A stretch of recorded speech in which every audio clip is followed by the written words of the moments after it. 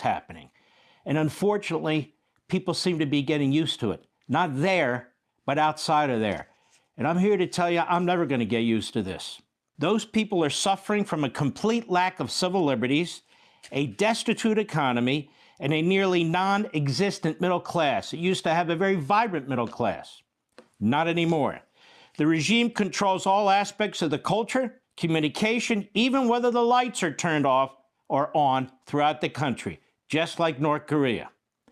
And it is turning into a countrywide concentration camp, just like North Korea. Now, if we don't act, and by that I mean not diplomacy, but decisively, quickly, and overwhelmingly, with our military, against the top of the regime, Khomeini and his cohorts in that circle, Iran will in fact build nuclear weapons, as North Korea has, despite dozens of agreements over the decades with Republican and Democrat presidents in which they pledged not to.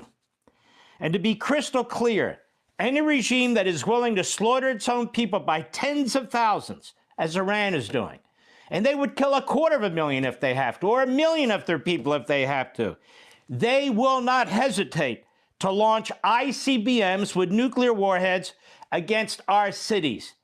And they are on the brink of perfecting that technology, which I'll get to in a moment. It's time that we understand in the West the mindset of the Islamists. It is a different mindset. It is a culture of death.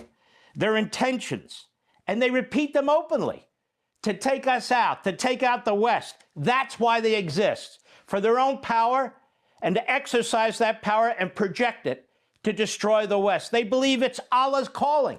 They believe they're required to do it. Iran is weaker now than ever, and it will never be this weak again. Never.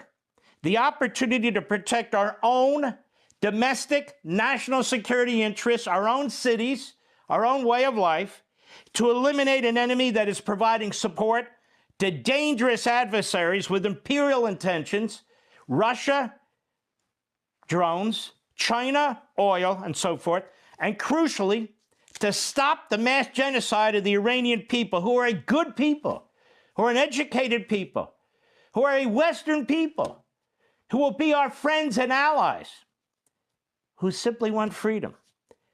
If we don't do this right now, it's not going to get done. This is peace through strength. Now, I want to remind you that when North